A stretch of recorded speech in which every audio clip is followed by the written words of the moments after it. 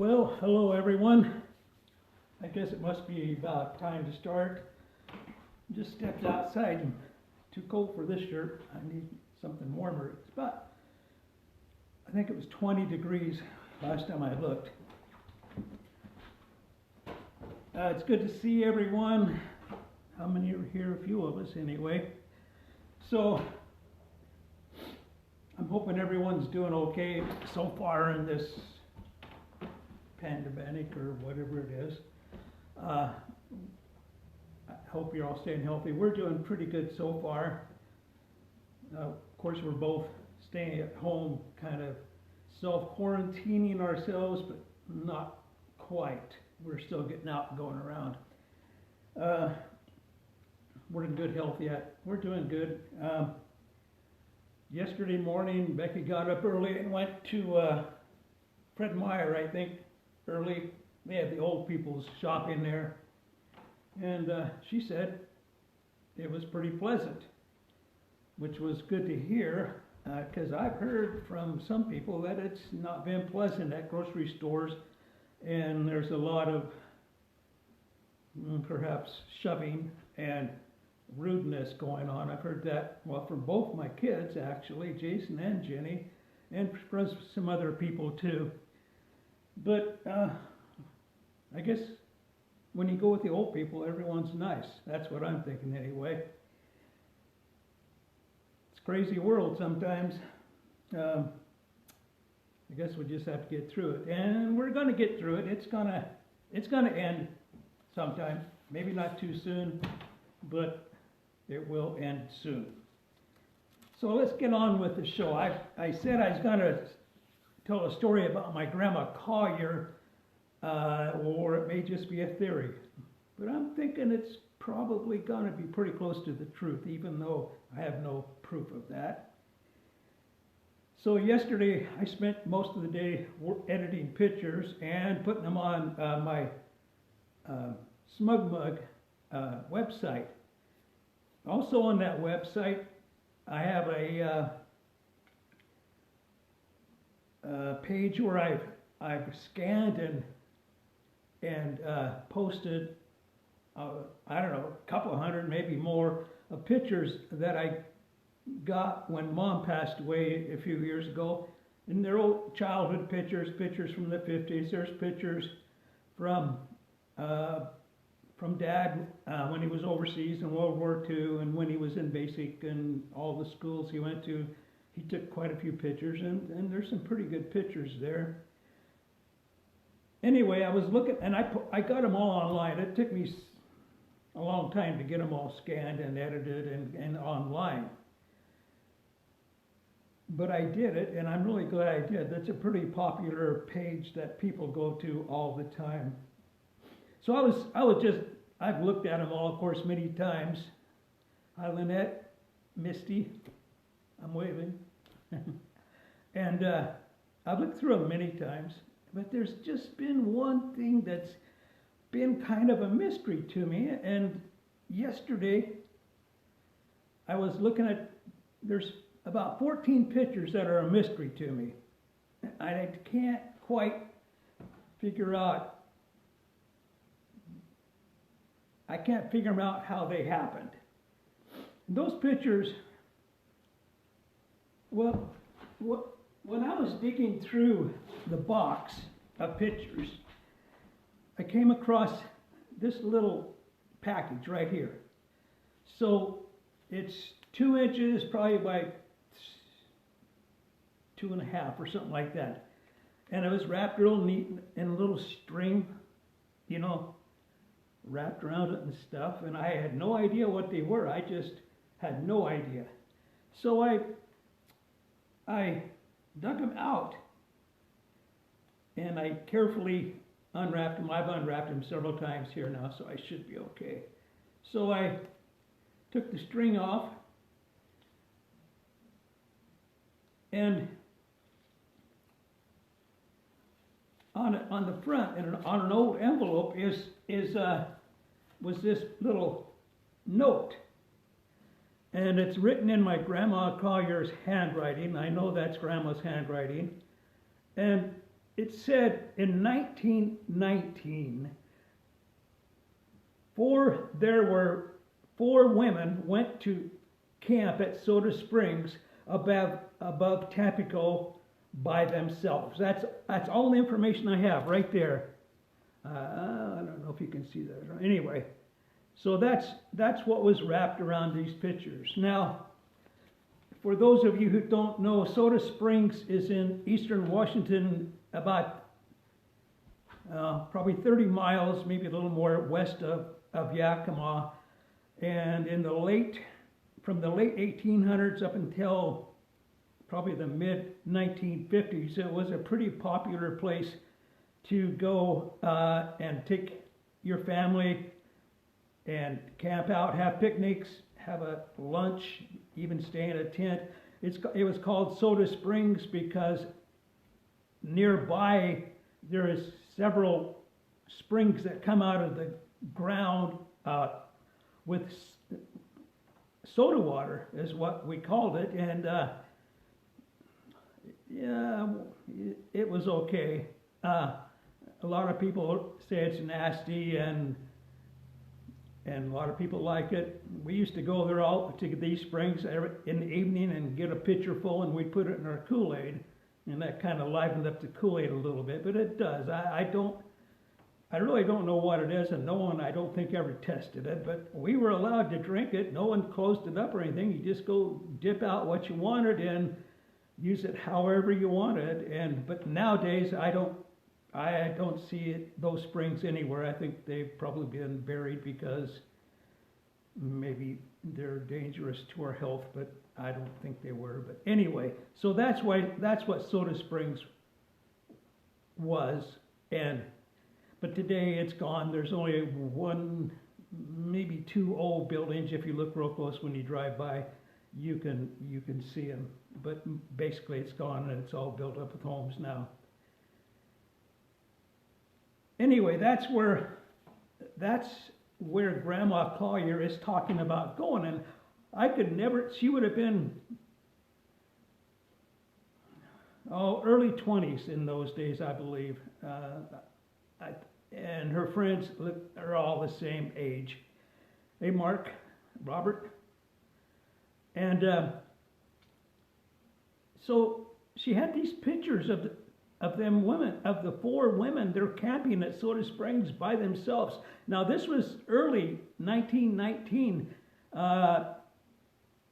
There was a road in there, but it was a nasty road. It would have been dirt and narrow and a lot of ruts in it probably, and a lot of maybe trees over it once in a while. She never said how they got there, but I know there had been cars there. But so it was remote. It was really remote from Yakima. If you went to Soda Springs, you were in the wilderness at that time, and there was no phones. Of course, there was no running water except for the creek that ran through it. And there was, I guess, outhouses. Now, I did hear that one time there was a swimming pool there. But I think that was later in time. Anyway, it was a hard place to camp. I mean, it was remote camping. There was no nice facilities or anything. You just went up there to camp. You were by yourself, and there had been deer and elk and bears, black bears, hanging around there too. But Grandma and these 4 women, these 3 women, other women, went up there and they camped. She doesn't say how long. But I've always wondered about that. What in the world were they doing? They were all at working age. And I don't think in 1919 is a time that you went on a vacation. It just doesn't seem like you did. And these pictures are really interesting. I'm going to show you a few of these pictures. Now, after I scanned them and put them on the internet, they came out a lot better, and they're a lot bigger. So these are the pictures. Here's let's see. I don't know if we can do this or not. Probably not. But anyway, there's one right there showing Grandma and I think a couple other women. They're at their picnic table. And here's another one. They're sitting at the picnic table enjoying their meal. It says on the back, Zella, Pauline, Cora, Gertrude, and somebody else. It's pretty much more off. But so there's that picture. These are cool pictures, and you got to remember they're 100 years old or more. And here's one of the three of them. I think Grandma is the one closest to you. She looks like she's fixing dinner or washing the pot or some sort. So I don't know. Can you see that? Maybe. I don't know. I'm just going to hold it there and see. So, and I got one more here. This one, I don't know. It's not, it's somebody else. They called it their, oh, that's camping neighbors, they said. So there was other people there. But if you look close at this one, you're going to see I believe it's a Model T in the background there, a Ford Model T. And that's a neat picture, actually. But anyway, so that's what I was looking at, and I couldn't figure out what was going on there. So there's 14 or 15 pictures in this little stack here. Some of them are pretty good, and some of them are a little sketchy. They were hard to scan and post. And I've always been wondering about what in the heck was Grandma doing up there. And so I was just thinking about that yesterday, and then it hit me. This was in 1919. Now, I don't think there's any of us here that were around then, but in 1918 to 1920, there was a big epidemic, a pandemic going around. It was called the Spanish flu, I think is what they called it, only because a lot of people in Spain caught it. So it's estimated, I got notes here. I wasn't going to write notes, and I started, and then I quit. So I do have a few notes. I just figured I'd freehand it here. So there was, in that pandemic, whatever it was, there was 500 people, 500 million people infected with this disease. At that time, that was 1/3 of the world population. And it hit hard on, according to what I've looked at, it hit hard on like youngsters and especially hard, and older people over 60, but it was especially hard on people in their prime from 20 to 40 years old. It was really hard, and no one's ever been able to figure out why that was. So that's 1/3 of the world's population was sick with this disease. There were 50 million deaths worldwide from this in 2.5 years approximately. 50 million deaths caused by this disease. 675,000 of those deaths approximately were in the United States.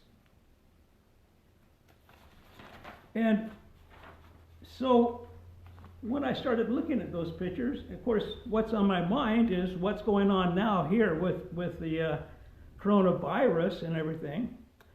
And then this is 102 years ago that, 102 years ago, I think that Grandma, or 101, that Grandma was at Soda Springs.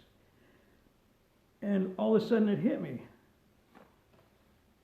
Of course, I know why they were there. This is my theory. Grandma and her friends grabbed their bug-out bags and lit out for the mountains in 1919. My grandma. I can't see any reason that's not true. They went up there to get away from all the stuff that was going on in the world, and they were a long ways away. I never got to talk to her. I don't think anyone has really talked to her about that trip, at least that's still living anyway. Hey, Jake, Linda, how you doing? But to me, that is obvious what was going on there. They went up there to stay safe and get away, and where there was no one around. I don't know if they were working. Grandma had a college education. She was, I believe, a bookkeeper for a while. And this was before she had any children. Yeah, it would have been. So that's interesting. I thought that was real interesting. And when I woke up this morning thinking about it, I thought, that's what happened. So anyway, that's the story I wanted to tell you. Now, there's something else. These pictures, I almost forgot the real important stuff here. So, these are old pictures, of course. They're made on film with a negative. I don't have the negatives. And as long as I keep them wrapped up, they're going to be fine. But here's the best news ever. I have the camera that she used to take those pictures. My mother gave me this camera many years ago because I kind of collect old cameras, and she gave me this and said it was Grandma's camera. And these pictures fit the format of this camera, the size film it holds. Now this camera is really old, so to open it up, you undo this lever right here, pull it back, open this door, and inside you'll see the lens and the aperture and the shutter and everything. So you pull this out, and it's got bellows. I pulled it out this morning and almost broke it. So there, now you're all set to take a picture. It's missing the front lens element, I noticed that. And it's in pretty bad shape. It'll never take a picture again, but this is what Grandma used to take those pictures at Soda Springs. Each roll, you could put 12 pictures on a roll, and she has 14 or 15 pictures. So she had 2 rolls of film with her. It was a lot different those days. You just didn't click away and when you didn't have to. They waited for the right picture. And there's a little viewfinder here. You can hold it like this. It's a waist level, so you hold it like this, look down through there, and if you want to go like this, you just flip this little thing right up here. This little viewfinder's glass prism thing, and you look through it like that. This lever here is what you use to take the picture. If you can hear it. Yep, that takes the picture. And every time you took a picture, a lot of you who have been around a while know this is what I'm talking about. Every time you took the picture, you had to grab this and roll it until you got a new piece of film there. There would have been a little numbers coming in this window right here. There would have been numbers coming in there, and you roll it until the next number came up generally. So that's how you worked it. And it wasn't exactly easy, and you had to manually set the shutter and the shutter speed, the aperture and everything right here. It wasn't a real easy job to take pictures with these. And when you're done with it for the day, you just push in on these, let's see, how do I do that? Yeah, you just push in on those levers, and first of all, you got to push this in, push that in, the bellows, push it in, and then push in on those, close it. There's one other thing that's real interesting about this that I discovered this morning. I couldn't figure out how in the world you got film in it. There was nowhere to do it. Then I saw these things right here. So you take this lever here, push it to the side, that little slider thing, and then I guess you just pull up on this. Oh, not that. you pull up on this. The whole front of the camera comes out, and you got two pieces. Then you put the film in here, in this little slot here. It feeds back in there, and then you put the new roll of film in this end, feed it into this where you'll see a little spool back here, and you wind it up. You wind it up to a certain mark on the film, and then you put it all back together, and like this. You put it together like this, maybe. I don't know. I had a heck of a time this morning. Anyway, it all goes back together, and you're all set to take pictures again. Anyway, that's really cool. I dug that out this morning. I remembered I had it, and all my camera collection is in a big Tupperware box, but I remembered I had that. So that camera, it's an Eastman Kodak. I got a note here, Eastman Kodak, number 2A. Hey, Christine. Number 2A, folding autographic Brownie, 12 exposure per film. I thought that was pretty neat that I actually have the camera that took these pictures. I was pretty happy when I recalled that. So that's my story, and I'm going to stick to it. Maybe it's not true, but I'm kind of thinking it is. So I'm going to end it here, and if you have any comments, any questions, just make a comment there, and I'll see if I can answer them. Now, if you want to look at these pictures, and all the pictures that I have on the Day Collier site, or anything, I got a lot of pictures on this SmugMug website. So get on your computer and go to rendezvous.smugmug.com, and that will take you right to it. Then you go to browse and a genealogy, and then to old pictures from the Day Collier families. And I'll try to leave a link to that in the comments when I get done talking here. So that's RONDAYVIEW, all one word, .smugmug,